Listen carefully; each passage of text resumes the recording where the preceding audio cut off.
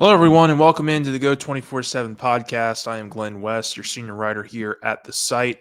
LSU, we got some news to break down here at the quarterback position as the Tigers certainly appear to be leaning into a two-quarterback system as we move through the month of November. Frank Wilson met with reporters on Monday, and we'll break it all down. We'll break it all down from what he said and some of our other things that we learned from today from Coach Wilson, and as LSU looks to kind of move through the rest of their 2025 season with three games that I think are very much within grasp for LSU to finish maybe the season a little bit stronger than what we've seen here over the last certainly over the last few weeks. But before we break it all down from a quarterback perspective, would certainly love it if you guys could, if you're watching on YouTube, follow along, hit the subscribe button, hit the like button, comment, share wherever you might be watching. And then certainly if you're listening on the podcast networks, whether it's Spotify or Apple, we always appreciate a good like and subscribe there as well as we try to grow this network out. So with all that being said,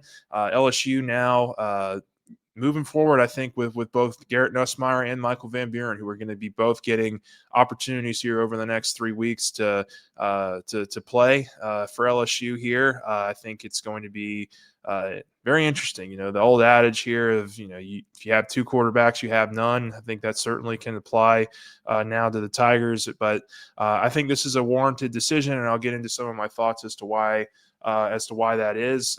But just kind of breaking it all down for you, I think.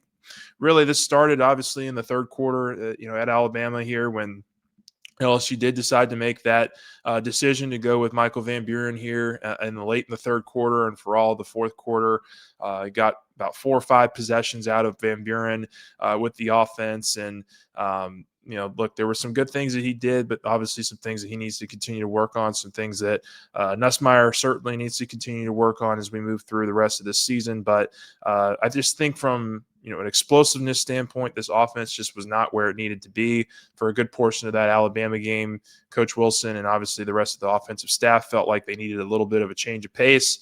Van Buren certainly gives you that from a mobility standpoint.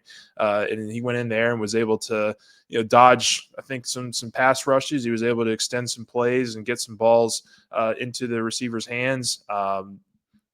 Weren't always completed, didn't always move the offense forward, but it's just a different look, and one that I think LSU will continue to obviously lean into now here as we move forward into this remaining 3-game schedule. So quick little just rundown of what Van Buren was able to do against the Crimson Tide. I think he went 5 of 11 for 52 yards, ran for an additional 7 or 8. I think when you kind of take in the sack yardage there as well, that goes down a little bit, but he had the one 9 or 10 yard run there. Where he slid, and it was maybe a little bit closer to the line of scrimmage or to the first down marker, but he was ruled down short of that first down marker in the third quarter there.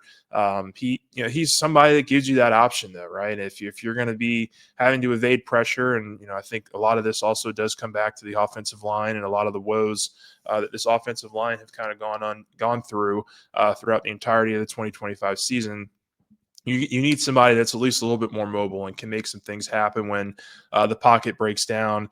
Clearly, Garrett Nussmeier, who went 18 of 21, and if I had told you going into the season that Nussmeier would go 18 of 21 passing against Alabama with no turnovers, I think that's a scenario that most LSU fans would have taken going into the year.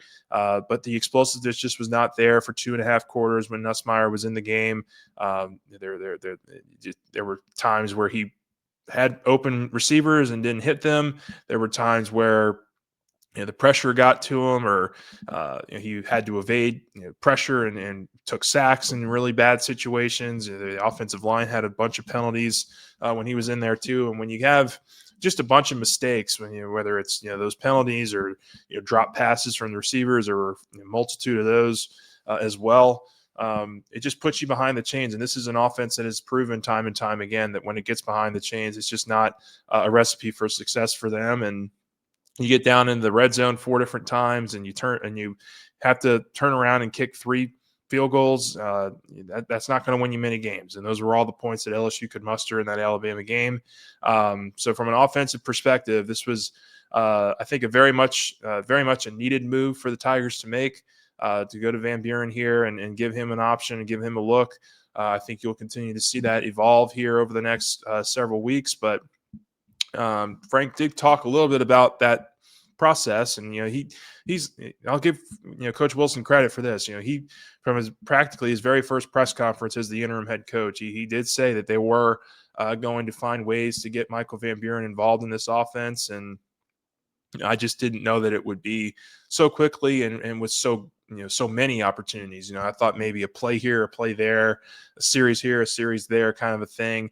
But they just went full throttle with it in the Bama game to just give him the reins for the rest of that game in the second half, and it certainly led to some different results. I should say it led to not many different results from an execution and from a result standpoint, but the way that it looked, I think, is maybe a little bit different and something that LSU can try to build on and lean into as we go into the rest of the season here. Just wanted to give you a quick few thoughts on what he had to say today. Basically came out and said he thought that both Nussmeier and Van Buren did some good things in that game against Arkansas, some things that they need to clean up. But the big takeaway that I had was that, nothing's really drastically changed in terms of how they're preparing for this Arkansas game from where they were preparing for it from an Alabama standpoint. And he came out and said today that Garrett Nussmeier will be the first guy that's out there on Tuesday and certainly on Monday as well when they're going through their corrections process from the previous game. He's going to be the first guy on the field for LSU at quarterback.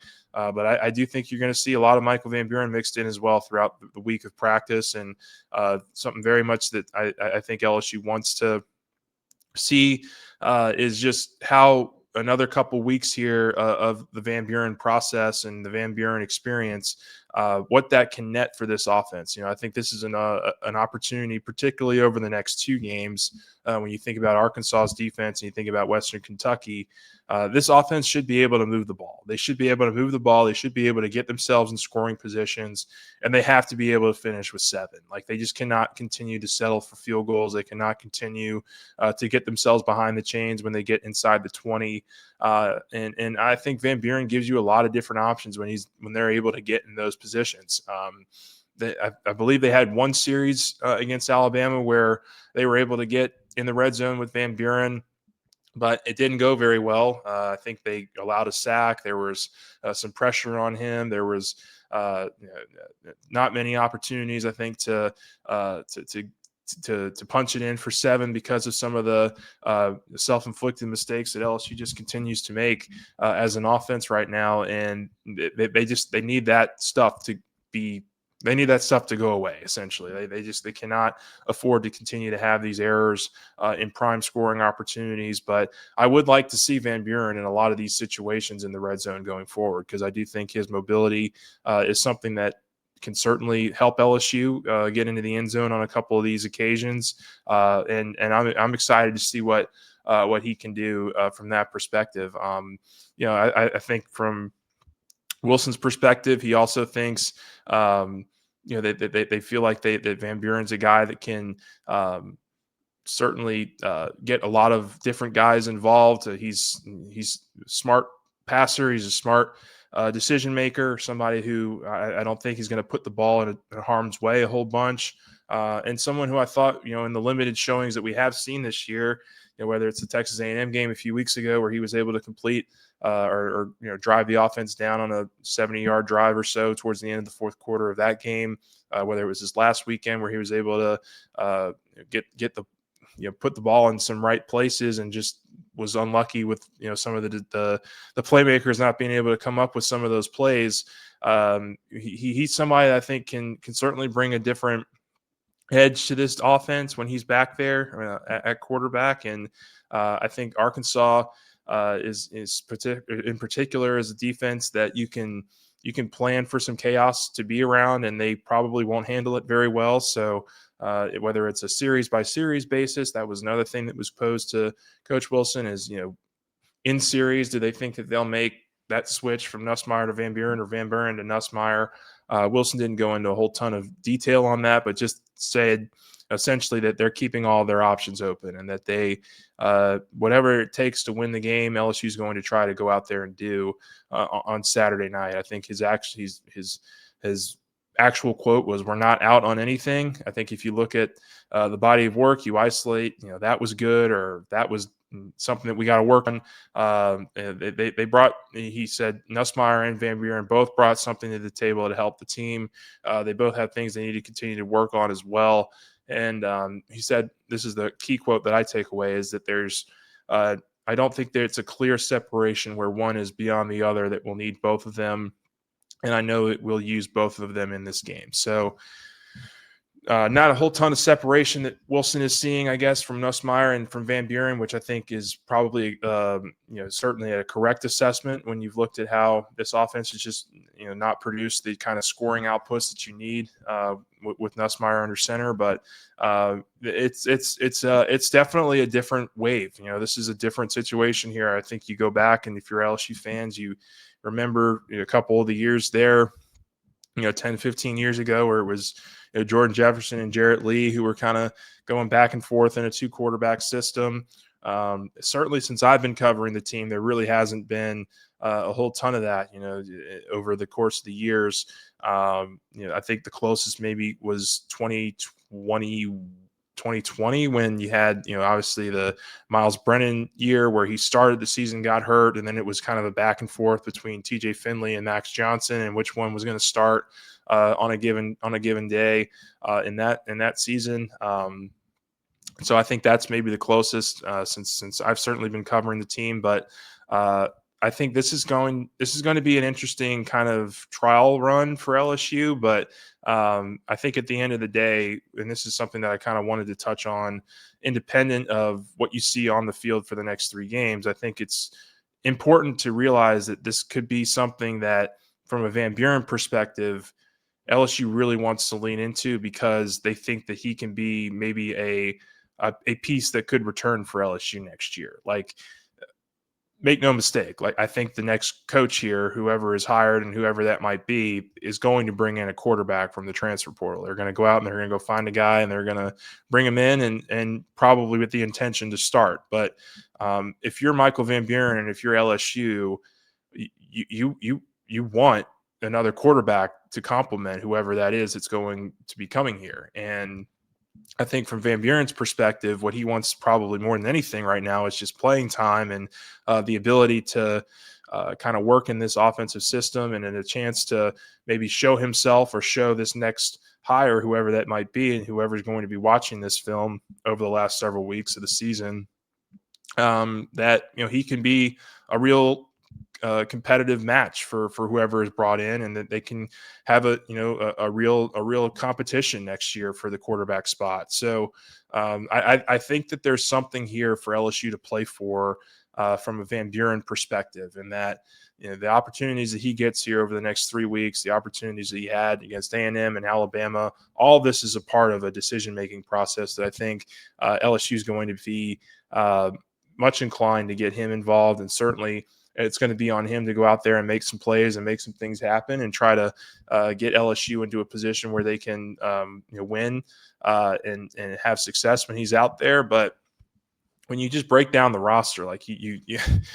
don't think you can bring in 2 or 3 new quarterbacks into this program next year. Like, you have to have some kind of continuation from the previous era. I mean, you saw it in 2022 with Nussmeier returning, with a young freshman in Walker Howard who was coming in at the time. Miles Brennan, I think, was still on the team at the time as well. And then Brian Kelly brought in Jaden Daniels on top of that. Well, I think you'd like to have some of that attrition back. Garrett Nussmeier is not going to be back next year. We'll see what happens with Colin Hurley, the young redshirt freshman who's in his second year with the program.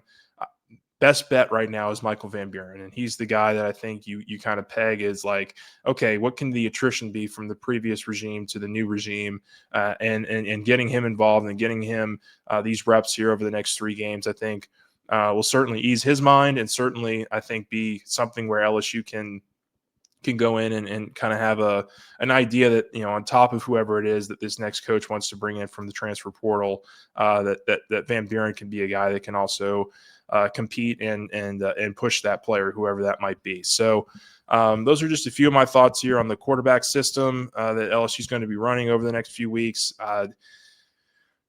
Look, I don't think you're ever in a really good place when you have to, be relying on two guys at the position when you really just need one really good one. But clearly LSU has gotten to that point, and it's hard to argue when you look at the results on the field. It's important that LSU tries this out and that they give this a real shot. And that started in the Alabama game, and I think it'll continue over here into Arkansas. It'll continue into Western Kentucky and probably into Oklahoma as well. And these next two games, though, in particular, are ones where I think this offense is going to have opportunities to be explosive. They're going to have opportunities to be able to score touchdowns and not settle for field goals. This was the first game that is against Alabama. It was the first game where this offense didn't score a touchdown this year. You felt like that was something that was going to be inevitable with the way that they kind of have handled red zone offense this year, and just the lack of explosiveness that hasn't been there for most of the season. So it's good to mix. I think it's good to mix things up. I think from a Garrett Nussmeier perspective, how he handles these next 3 weeks are going to be very interesting as well. He's a guy that I think has really had a nightmarish season from what he expected, from what LSU expected, from what the fan base expected, from what we expected as media. It just has not gone well for him. It has not gone well for this offense. And I think for his draft future and his professional future, him handling these next 3 weeks the right way could mean something to future NFL evaluators.